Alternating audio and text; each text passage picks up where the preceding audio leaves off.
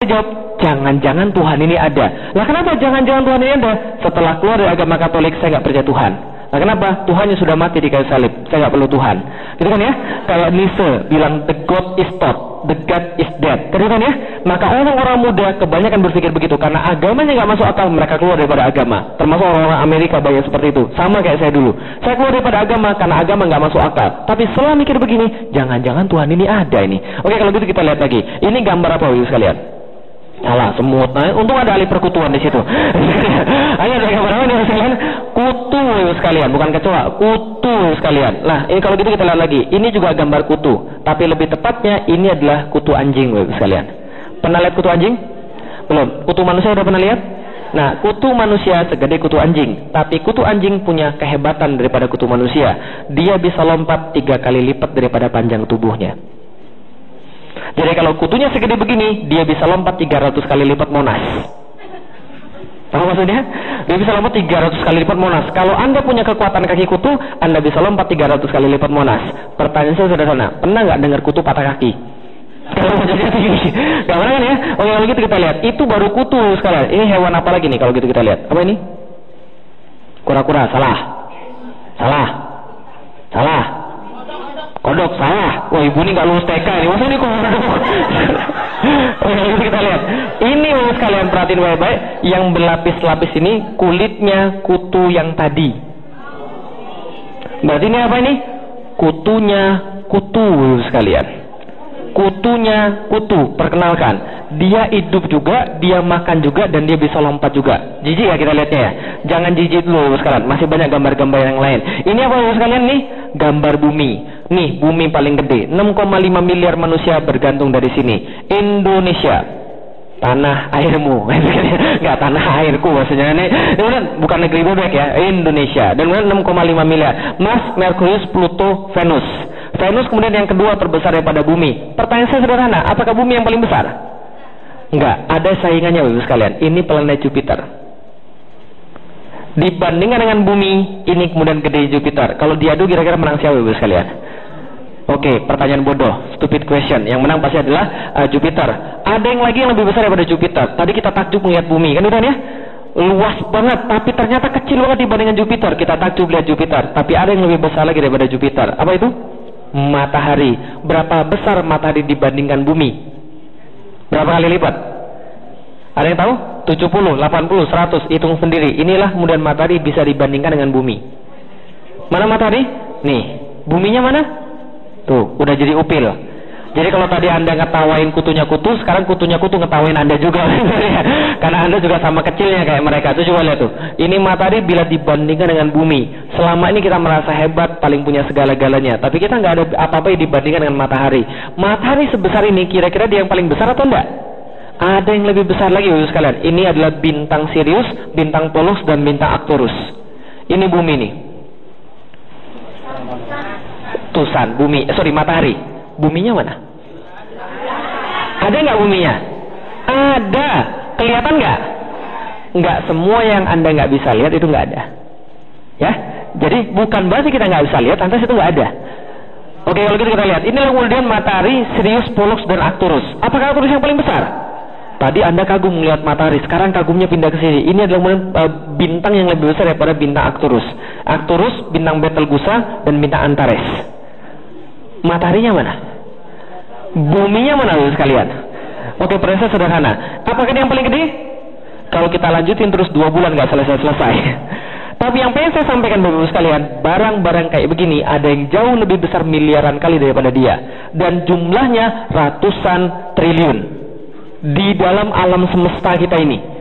Di Milky Way saja, di alam semesta kita saja, itu sudah jumlahnya miliaran. Dan coba bayangin, miliaran, triliunan, yang kayak begini, yang gede-gede begitu, itu seliweran satu sama lain, tapi nggak pernah tabrakan satu sama lain. Coba bayangkan begini, bumi dan segala isinya, termasuk kita yang lagi kurang pengajian di sini, dan berikut siklus, kemudian hidrolisis, siklus cuaca, siklus cahaya, topan yang ngantem Oklahoma yang tadi, dan mulai kita dengar itu, segala macam yang kemudian terjadi di bumi, dia muter bumi ini. Ketika dia muter, dia bawa bulan muter sama dia. Di saat yang sama, bumi dan bulan ini muter lagi sama matahari. Matahari bawa 8 planet yang lain yang sama kayak dia. Di saat yang sama, matanya juga muter sendiri dan juga muter lagi, dan miliaran triliunan kayak begitu muter nggak pernah tabrakan satu sama lain. Hebat ya sekalian.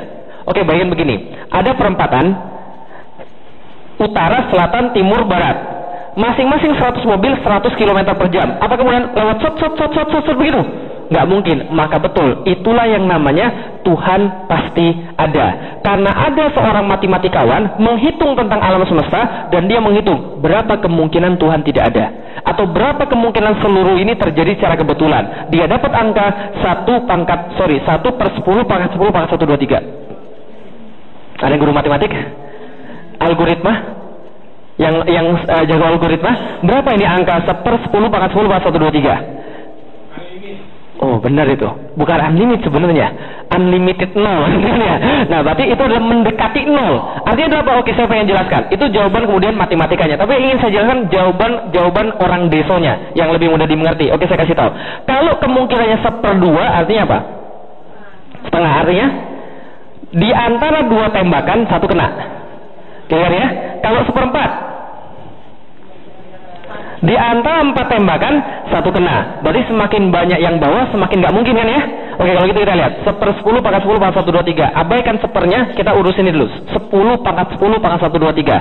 Kalau 10⁻5 berapa? 100.000. Kalau 10⁻2 100. 10⁻3 1000. 10⁻n enggak. 10⁻n sama dengan 1 yang diikuti 0 sebanyak n. Ya kan ya? Contoh, 10⁻6 berarti 1 di belakangnya ada 0, 6. 10⁻9, 1 di belakangnya ada 0, 9 biji. Kalau 10 0 di belakangnya ada 2 namanya ratusan.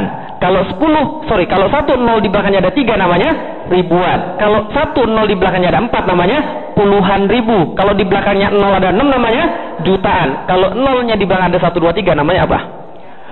Nggak tahu. Nah, ini adalah apa? Tidak mungkin Tuhan tidak ada. Artinya ini angkanya adalah kemungkinan Tuhan tidak ada more than impossible. Itu yang didapatkan oleh Roger Penrose, seorang sarjana matematik di Inggris. Maka dia mengatakan more than impossible, that God doesn't exist.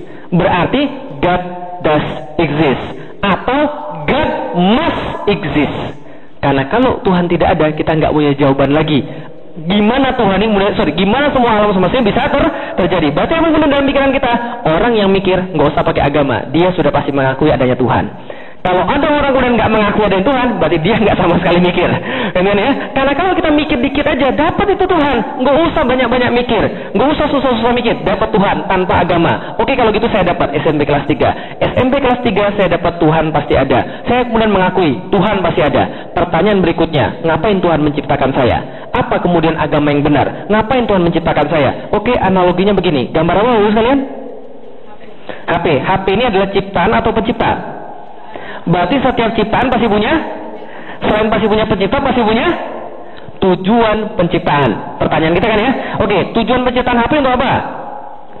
SMS dan telepon. Supaya tetap bisa dipakai untuk SMS dan telepon, maka HP-nya harus dicas, harus lagi diaktifin, harus lagi diisi pulsa. Supaya tidak rusak, maka HP-nya tidak boleh dibanting, tidak boleh lagi dicelupin air, tidak boleh lagi dibakar. Oke, semua itu ada di mana?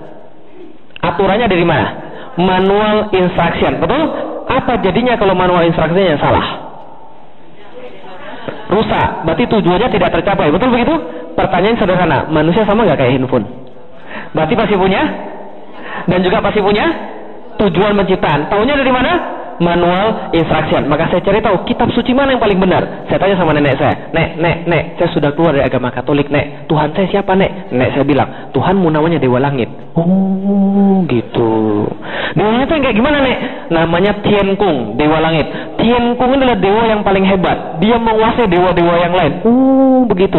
Dia kayak di mana, nek, Dewa Langit ini? Nenek saya bilang, oke, kalau gitu sini saya punya fotonya Dewa Langit. Ini fotonya Dewa Langit. Saya kata, oh, kalau ini bukan Tuhan, nek. Lalu apa? Matanya ada 2, mulutnya ada 1, berarti dia perlu makan dong. Kalau dia perlu makan, dia perlu ke belakang dong. Ini bukan Tuhan ini pastinya. Nah, kenapa? Karena saya tidak rela kalau Tuhan saya pernah diobar-abrik sama keras sakti. Paham ya saya, Bapak sekalian? Maka ini bukan Tuhan, karena dia bisa diobar-abrik sama keras sakti. Oke, kalau ini bukan Tuhan, kalau gitu yang mana Tuhan? Apakah ini adalah Tuhan, Bapak sekalian? Kalau ada yang bilang ini adalah Tuhan, tanya, Tuhannya yang mana? Yang kiri atau yang kanan? Wah, bagus sekalian. Coba bayangkan baik-baik. Ini namanya sama, tapi bentuknya beda. Kenapa bentuknya beda tapi namanya sama? Ini yang terjadi kalau Anda coba-coba untuk menuhankan manusia atau memanusiakan Tuhan. Ya ini ya. Maksudnya gimana? Oke, orang India punya konsep tentang Tuhan. Tuhan itu harus bijaksana. Maka bijaksana menurut mereka harus banyak puasa. Kalau banyak puasa berarti kurus, kan ya? Kurus kemudian banyak puasa, kelihatannya cool, kan ya? Nah, terus orang Cina bilang, Tuhan siapa tuh keriting? Di sini nggak ada yang keriting, maka dia buat Tuhan yang lain. Menurut saya bijaksana itu bukan banyak puasa, tapi menurut saya bijaksana itu dia bahagia, karena itu dia ketawa terus dan dia sejahtera, karena itu dia makan terus, kan ya? Nah, maka ini kemudian mereka punya persepsi masing-masing terhadap Tuhan mereka. Maka kalau Tuhan diserahkan pada manusia bentuknya, dia pasti bikin sembarangan. Tuhan Indonesia beda dengan Tuhan Hindu. Tuhan Hindu beda dengan Tuhan orang Cina, kan ya? Kalau dibiarin menurut akalnya masing-masing, menuhankan manusia atau memanusiakan Tuhan, muncul yang kayak begini. Apakah ini adalah Tuhan, Bapak Ibu sekalian? Tidak, ini bukan Tuhan. Kenapa ini bukan Tuhan? Camkan baik-baik, setiap yang punya bentuk seperti makhluk, dia tidak layak jadi Tuhan. Kenapa? Karena makhluk terbatas, sedangkan Tuhan tidak terbatas. Kalau dia punya tangan kayak manusia, tangannya 4. Kalau gitu kalau ada barangnya 8 gimana? Tambah lagi tangannya. Nah itu kemudian ada keterbatasan. Maka itu tidak lagi jadi Tuhan. Oke, saya sudah cari ke Katolik, saya sudah cari ke Kristen, saya sudah cari ke Hindu, saya sudah cari ke Buddha. Semua saya nggak dapat Tuhannya. Yang belum tinggal Islam. Akhirnya saya cari ke Islam. SMP kelas 3. Benar nggak Tuhan ada di agama Islam? Walaupun saya kemudian bilang, kayaknya bukan deh. Kenapa? Karena dari awal sudah saya kemudian nggak respect dengan Islam. Nah kenapa? Karena itu kejadiannya. Ketika saya cari Islam apa terjadi? Tiba-tiba pulang dari kemudian dari sekolah, tiba-tiba ada 7 orang ngeroyok saya. Saya digebukin. Lalu saya tanya, apa salah saya? Salahmu, matamu sipit. Oh, itu sekalian. Diskriminatif. Serius, saya tinggal di Palembang. Yang tahu orang Palembang pasti tahu bahwa Palembang itu sangat diskriminatif sekali pada masa saya itu. Lalu kemudian saya bilang, apakah begini agama yang benar? Kayaknya enggak deh. Enggak ada agama yang benar. Saya kesimpulan saya. SMP kelas 3 saya mulai berkesimpulan tidak ada agama yang benar. Yang saya yakin Tuhan itu ada. Karena saya sudah buktiin Tuhan dengan akal, tapi nggak ada agama yang benar. Maka saya melanjutkan hidup saya tanpa ada agama. Yang penting saya berbuat baik sama orang. Lalu kemudian berlanjut kepada SMA, lalu berlanjut pada kuliah. Pas kuliah itulah kemudian ada teman saya yang bilang, kamu benar-benar mau nyari kebenaran? Ikut dengan saya, kita diskusi dengan ustadz saya. Saya sudah bosan diskusi sama ustadz, di mana-mana sama aja. Enggak, coba ketemu dengan ustadz saya, orangnya masih muda, tapi ngomongnya penuh berkah. Akhirnya kemudian saya bilang, oke, nothing tulus. Saya coba datang aja ke dia. Ketika saya datang ketemu dengan ustadznya, saya nggak kira, karena pandangan saya tentang ustadz kayak gimana? Pakai peci kan ya, pakai sorban kan ya. Semakin gede sorbannya semakin beriman kan ya. Jadi segede ban Vespa gitu kan ya. Jadi kemudian apa yang kita dengar tentang ustadz? Kemudian udah tua, jenggotan, kemudian pakai baju jubah dan ngomong seangker kan ya. Assalamualaikum warahmatullahi wabarakatuh. Jadi harus begitu. Ternyata saya ketemu adalah seorang anak muda dan dia tidak hanya paham tentang agama, tapi dia paham tentang kehidupan. Dan kemudian dia mampu menjelaskan segala macam fenomena-fenomena yang ada. Saya tertarik dengan saya bilang, Kang, kayaknya kita harus lanjut diskusi deh. Lalu dia bilang, kalau kamu memang serius mau lanjut diskusi, datang ke rumah saya. Bawa Alkitabmu dan saya akan bawa Al-Quran. Kita akan diskusi siapa Tuhan sebenarnya langsung dari kitab kita masing-masing. Saya bilang, saya nggak percaya lagi dengan Alkitab. Jadi kita bahas saja tentang Al-Quran, kita akan lihat siapa Tuhan yang sebenarnya. Oke, minggu depan saya datang ke rumah dia, dan ini adalah ayat yang dibacakan pertama kali pada saya. Zalikal kitabu la raiba fi hudal lil muttaqin. Kitab ini tidak ada keraguan di dalamnya, petunjuk bagi orang-orang yang bertakwa. Pertama kali saya mendengar ayat ini, saya langsung bilang pada ustadznya, Kang, kalau gitu kitab ini salah. Loh, kenapa salah? Saya bilang begini, Tripitaka yang buat manusia, Weda yang buat manusia, Injil yang buat manusia, dan gak ada yang mengklaim kitabnya sempurna. Karena mereka tahu buatan manusia tidak mungkin sempurna. Bagaimana mungkin manusia bisa menciptakan yang sempurna? Coba lihat buku-buku yang lain. Apa yang bisa kita buka pada kata pengantarnya? Tidak ada gading yang tidak retak. Kan ya? Begitupun juga dengan isi buku ini. Satu-satunya buku di dunia yang dalam kata pengantarnya mengatakan sempurna cuma Al-Quran. Maka saya katakan kitab ini salah. Karena saya kira yang buat Al-Quran juga manusia. Maka dia bilang, enggak, yang buat ini bukan manusia. Yang buat ini langsung Tuhan pencipta semesta alam. Oh gitu, enggak mungkin banget. Masa Tuhan nulis lalu kasih pada manusia? Enggak mungkin banget. Dia bilang, enggak, tapi kita punya buktinya. Oke, tunjukkan buktinya pada saya. Dia bacakan surat yang sama dengan ayat yang berbeda. Wa in kuntum fi raibim mimma nazala 'ala dina fa'tu bi suratin min mithlih. Dan bila kalian tetap dalam keraguan dengan apa yang kami turunkan terhadap hamba kami Muhammad, maka datangkanlah satu surat yang semacamnya. Saya kaget ketika melihat surat ini dan ayat ini. Kenapa? Ini seolah-olah gebukin pala saya, Bapak sekalian. Nah, kenapa bisa begitu? Coba baca baik-baik. Kalau Anda tetap dalam keraguan dengan apa yang kami turunkan pada Muhammad, silahkan datangkan satu surat yang semacamnya. Artinya apa? Nantang, Bapak sekalian. Jadi seolah-olah ngomong begini, udah delik, gak usah banyak ngomong delik, gini aja delik. Kalau kamu bisa berhasil mendatangkan yang semacam dengan Al-Quran, Al-Quran ikut kamu. Tapi kalau kamu nggak bisa, kamu ikut Al-Quran. Fair nggak Bapak sekalian? Fair. Kayak saya bilang gini, oke, Bapak Ibu sekalian, yang berani, ayo sekarang berdiri kita berantem. Kalau Anda kalah, Anda jadi anak buah saya. Kalau saya kalah, saya jadi anak buah sampean. Fair nggak? Fair. Tapi Al-Quran tidak fair. Al-Quran katakan, wad'u syuhada'akum min dunillahi in kuntum shodikin. Penghinaan yang lebih lanjut lagi. Kalau Anda tidak mau sendiri, kalau Anda tidak berani sendiri, boleh maju semuanya. Asal jangan minta bantuan Allah. Kalau Anda memang merasa orang-orang yang benar, coba bayangin, tantangannya dinaikin lagi. Kalau tidak berani sendiri, boleh ajak seluruhnya. Tapi kemudian ketika saya tanya, ini serius nih, nggak ada yang bisa mendatangkan semacamnya. Ternyata setelah saya cari, sekalian, sampai detik saya berbicara, tidak ada yang bisa menjawab tantangan untuk mendatangkan semacam dengan Al-Quran. Sampai detik saya berbicara, kaget saya.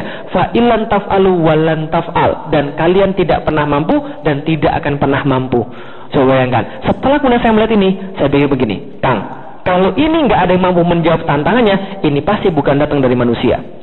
Maka ini pasti datang dari Tuhan. Karena sebagaimana saya mikir Tuhan untuk menciptakan semesta alam yang tidak mungkin tadi, berarti ini juga tidak mungkin ini. Sama, ini kayaknya pasti Tuhan ini. Maka saya katakan, berarti Tuhan saya namanya Allah. Nah kenapa? Karena dia yang paling tahu tentang kelemahan manusia. Tuhan saya tahu namanya Allah, agama saya Islam, Rasul saya Muhammad. Kenapa? Karena ini yang mengantarkan saya pada Islam. Maka saya kemudian menjadi yakin, apa tujuan hidup manusia? Beribadah kepada Allah. Tahu dari mana? Wa ma khalaqtul jinna wal insa illa liya'budun. Di mana itu? Di Al-Quran. Kenapa percaya dengan Al-Quran? Karena tidak ada yang bisa mendatangkan yang semacamnya. Selesai. Tidak lagi muter-muter lagi. Betul begitu? Berarti kita itu kemudian beriman karena kita lemah. Karena Al-Quran melemahkan kita. Makanya mukjizat itu bukan artinya miracles. Jangan salah. Mukjizat itu asal katanya ajaza, artinya lemah. Berarti mukjizat itu yang membuat orang itu merasa lemah di hadapan dia. Itulah Al-Quran itu. Gitu maksudnya. Nah, berarti ketika kita melihat bahwa tidak ada lagi pertanyaan, kenapa manusia lemah? Ya karena manusia nggak bisa apa-apa. Karena itu dia perlu Allah. Paham nggak ya, saudara sekalian? Nah, kalau itu akan mana selamati? Kembali lagi pada Allah. Kata siapa? Allah. Di dalam mana? Al-Quran. Ayat mana yang bilang begitu? Kok lupa? Ada mana yang bilang itu? Inna lillahi wa inna ilaihi rojiun. Itu ayat Quran itu. Nah, maka kita kembali lagi pada Allah. Tapi Allah kemudian kasih tahu kita bahwa tidak hanya kembali, kita akan dihisab berdasarkan aturan yang diberikan pada kita. Inilah yang namanya akidah Islam. Keyakinan 100% bahwa ada Tuhan pencipta semesta alam yang dia buktikan dengan akal dan itu menghujam sehingga dia tidak bisa nafikan lagi. Setelah itu kemudian dia buktikan bahwa Tuhan itu adalah Allah dan dia tahu dia akan kembali pada Allah, sure 100%. Dia yakin 100% dan dia yakin ketika dikembalikan bahwa dia akan dihisab oleh Allah berdasarkan apa? Aturan-aturan yang Allah berikan tatkala dia dikasih ke dunia. Contoh, ada di sini karyawan? Semua karyawan. Ketika Anda kerja di karyawan, pas mau kemudian ngantor, sebelum ngantor, ketemu bos, habis interview, suruh tanda tangan kontrak kan udah sekalian kan ya? Di kontraknya ada aturan-aturan. Betul begitu? Contoh, masuk kerja jam berapa?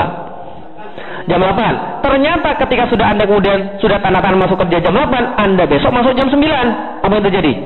Supervisornya enggak jahat banget tulisannya. Enggak ada sebuah gitu. Langsung dikeluarin. Enggak, pertama-tama dikasih apa dulu? Warning. SP1. Dek, besok jangan telat lagi ya. Ini peringatan pertama buat kamu. Besoknya malah datang jam 11 sekalian. Apa itu jadi? SP2. Ini peringatan kedua buat kamu. Kalau kamu lakukan lagi, kamu akan dapat SP3. Masih lagi mana besok telat lagi. Apa yang terjadi? SP3. Tolong kamu cari bos yang lain saja. Kita nggak bisa lagi mengakomodasi Anda. Betul begitu? Sama kayak kita nggak dengan Allah. Sama tatkala kita diturunkan ke dunia, kita disuruh tanda tangan surat kontrak. Masih kan nggak surat kontraknya Pak? Bukan syahadat. Apa surat kontrak? Tatkala kita turun ke dunia. Alastu bi rabbikum. Ini kan ya? Apakah aku adalah Tuhan kalian? Kita jawab apa? Bala syahidna. Kami tanda tangan. Iya, kami akui kamu adalah Tuhan saya. Allah turunkan ke dunia. Oke, nih saya kasih nih aturan-aturan. Biar kamu nggak salah di dunia. Biar kamu tetap bisa tujuannya tercapai. Kayak HP tadi kini, kami kasih kemudian manual instruction supaya Anda baik di dunia. Anda nggak salah, Anda nggak miskin, Anda nggak rusak di dunia. Ternyata kita abaikan, kita nggak pakai. Apa yang Allah lakukan? SP1 banjir sekalian. Semalam tuh banjir lagi di Jakarta tuh. Kan ya? Macet total selama 7 jam. Nah, apalagi kemudian masih nggak mau tobat lagi, bikin maksiat lagi dia, nggak mau pakai aturan. Apa yang Allah kasih? SP2 tsunami. Masih nggak mau lagi. SP3, gempa bumi. Untung Allah baik, nggak langsung dipecat, suruh cari Tuhan yang lain, kan gitu kan ya. Kalau suruh cari Tuhan yang lain repot juga, kan ya. Tapi kita dikasih SP4, SP5, SP6 sampai kita mau sadar. Allah katakan, "Dhaharal fasadu fil barri wal bahri bima kasabat aydin nas." Sesungguhnya kerusakan di daratan, kerusakan di lautan, yang semua kita ceritakan termasuk di negeri bebek, gara-gara Anda berpaling daripada Allah. Allah cuma merasakan sebagian daripada kerusakan yang Anda buat agar Anda mau kembali kepada Allah. Coba bayangkan, itu kemudian yang menjadi masalahnya. Tapi ternyata kita nggak sadar-sadar. Maka inilah kemudian namanya akidah. Why? Kenapa harus Islam? Jelaskan ya? Oke, ini materinya. Selesai. Ada pertanyaan, silahkan. Jelaskan ya? Jadi kalau berislam itu sekarang jelas. Lah kenapa? Karena memang ini kemudian jawabannya. Gitu. Jadi kita pede itu bukan karena kekuatan kita, justru karena kelemahan kita. Saya masuk Islam tahun 2002. 3 minggu kemudian saya bilang sama bapak ibu saya masuk Islam. Ngamuk mereka. Terus mereka bilang, ngapain kamu masuk Islam? Kamu tuh orang Cina, tahu nggak? Cina tuh nggak bisa masuk Islam, ya. Pokoknya gitu-gitulah. Nenek saya bilang, kamu boleh masuk agama yang lain asal jangan Islam. Pokoknya Islam tuh bukan Islam, Cina tuh bukan Islam pokoknya. Nah saya katakan, enggak, ini kemudian ini. Oke, mereka marah. Terus mereka bilang gini, kamu tuh belum tahu tentang agama Katolik. Kalau kamu tahu, kamu pasti akan balik lagi ke agama Katolik. Saya bilang begini, ibu bapak saya, mami papi saya dulu adalah sekuler. Dulunya sekuler. Mereka tuh dulu nggak mau nganterin saya ke gereja. Saya ke gereja sendirian, tau nggak ibu sekalian. Dan di masa saya, orang yang kemudian orang Cina naik angkot tuh aneh. Ya, orang yang tinggal di Palembang ya, orang Cina naik angkot tuh aneh. Kenapa? Kena todong. Jadi kalau mereka bisa naik angkot tuh aneh. Saya sampai naik angkot untuk pergi ke gereja untuk nyari siapa Tuhannya sebenarnya. Kayaknya kemudian mereka nggak bisa memuaskan, dan kemudian mereka bilang begitu. Saya bilang, oke lah, gini deh, mami dan papi bawa aja semua susu dan pasur-pasur, datengin ke rumah, kita diskusi tentang Islam. Mereka bawa Alkitab, saya bawa Al-Quran. Kalau mereka bisa membuktikan, mereka bisa membuktikan ada yang salah dalam Al-Quran, saya balik lagi dalam agama Katolik. Tapi kalau saya bisa membuktikan ada yang salah di situ, mereka masuk Islam. Mau nggak? Nggak mau, ya sudah nggak jadi gitu. Nah kenapa? Karena ini masalahnya. Karena kita yakin karena kita punya Al-Quran, maka Al-Quran itu satu-satunya kitab yang bisa masuk akal sekalian. Karena itulah saya masuk Islam, karena saya berpikir, bukan karena yang lain. Karena di dalam Al-Quran satu-satunya cara Allah bolehkan untuk beriman itu cuma dengan berpikir. Nggak boleh dengan cara yang lain. Kenapa? Karena Allah di dalam Al-Quran ratusan ayat nyuruh kita berpikir agar kita beriman pada Allah. Coba cari dalam Al-Quran, semua ayat yang nyuruh berpikir pasti dikaitkan dengan keimanan. Sebaliknya, ayat yang orang tidak mau berpikir pasti dikaitkan dengan kekufuran. Coba cari dalam Al-Quran. Maka satu-satunya cara beriman adalah dengan berpikir. Suatu hari saya pernah diwawancari oleh sebuah media di Indonesia. Mereka tanya, Ustaz, kenapa masuk Islam? Saya katakan, saya masuk Islam karena saya berpikir. Oh, bukan itu Ustaz. Maksudnya ada nggak event-event khusus, kejadian-kejadian spiritual, fenomenal yang membuat Ustaz masuk Islam? Nggak ada. Oh, enggak Ustaz. Misalnya melihat cahaya atau kemudian mimpi. Enggak ada. Saya bilang, kenapa? Saya bilang begini, kalau saya masuk Islam gara-gara dengar azan, besok kalau saya dengar yang lebih bagus, saya akan keluar dari agama Islam. Kalau saya masuk Islam gara-gara saya mimpi, besok saya mimpi yang lain, saya akan pindah dari agama Islam. Kalau saya masuk Islam gara-gara nikah, besok saya nikah dengan orang yang lain, saya akan pindah dari agama Islam. Tapi kalau saya masuk Islam karena saya berpikir, maka saya tidak akan keluar dari Islam, kecuali saya gila. Bapak-Ibu sekalian, sudah hilang akalnya, baru saya bisa keluar lagi dari Islam. Tapi kalau sama saya berpikir, akal saya akan selalu menuntut saya pada Islam. Maka agama Islam itu kemudian memuliakan akal. Agama yang lain nggak boleh pakai akal. Gitu kan ya? Makanya Martin Luther bilang begitu. Kalau agama kita dipikirin, rusak kita, karena agamanya mentok. Ini maksudnya. Tapi kalau agama Islam dipikirin, tambah cemerlang dia. Alladzina yazkurunallah qiyama wa qu'uda wa ala junubihim. Yang mengingat Allah ketika dalam keadaan berdiri, duduk, dan kemudian berbaring. Yang kemudian berpikir tentang penciptaan Allah. Ma khalaqta hadza batilan. Benar, enggak ada yang sia-sia penciptaan Allah. Subhanaka faqina adzabannar. Maha suci Engkau dan jagalah kami dari api neraka.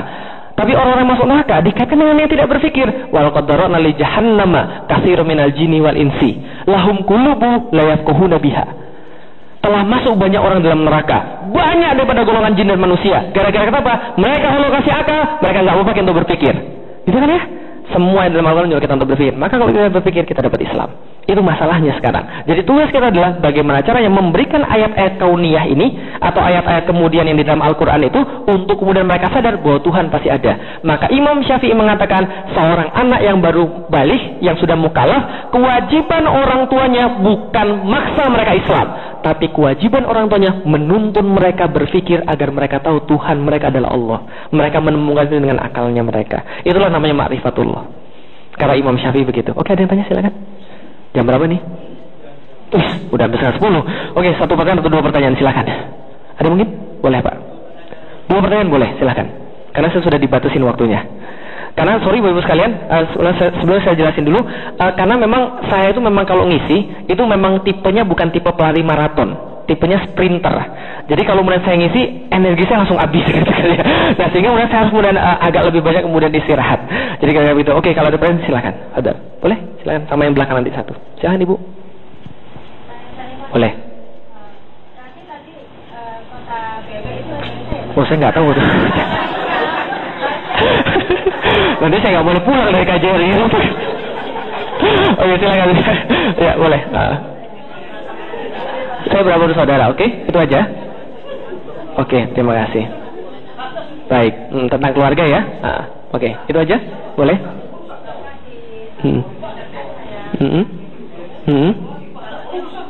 Oke.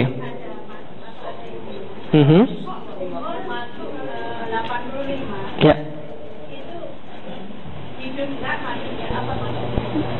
85 hidup nggak mati nggak? Kayaknya saya nggak pernah ngomong itu deh. Oh, hidup segan mati tak mau kan? Oh ya, saya ingat. Ketika saya menceritakan tentang Muhammad Al-Fatih. Oke, baik, terima kasih. Ada yang lain? Oke, silakan nanti sama Bapak, silakan. Kita kumpulin dulu semua. Waalaikumsalam warahmatullahi wabarakatuh. Mengajarkan anak yang sebenarnya untuk akidah benar dan supaya percaya Islam itu yang terbaik. Terima kasih. Silakan Bapak. Bapak yang di belakang boleh Pak? Yang pakai kaos? Ya, silakan Pak. Ya. Ya.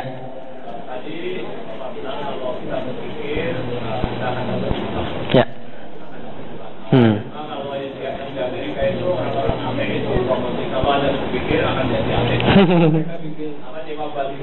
That's right. Religion is for people who are too lazy to think. Itu kan kata mereka kan ya. Saya tahu semua karena saya pernah ateis. Oke. Jadi menurut Bapak maksudnya apa? Pertanyaannya? Pertanyaannya yang benar yang mana? Iya, statement mereka sangat bangga dengan statement itu. Kalau Anda berpikir, kalau Anda smart seperti saya, Anda akan jadi ateis gitu. Oke. Religion is for a man who are too lazy to think. Kira-kira. Jadi agama itu hanya untuk orang yang kemudian terlalu malas untuk berpikir. Jadi kalau dia mikir dia akan keluar daripada agama. Oke. Saya jawab yang pertama dulu, Bapak Ibu sekalian. Saya 5 bersaudara. Saya nomor 2 dan sampai sekarang belum ada orang tua saya masuk Islam. Walaupun sedang diusahakan. Tapi alhamdulillah perubahannya banyak. Jadi sejak 11 tahun saya sudah masuk Islam. 3 tahun pertama kita habiskan dengan kemudian diskusi dan debat dengan orang tua. Tapi alhamdulillah kita berhasil memberikan mereka penerangan tentang Islam sehingga mereka sekarang menerima bahwa anaknya adalah seorang muslim dan bapak saya malah bangga kalau anaknya seorang muslim. Nah, itulah. Tapi memang masalah itu walaupun dia sudah tahu, tapi kadang-kadang memang manusia itu tidak selalu rasional.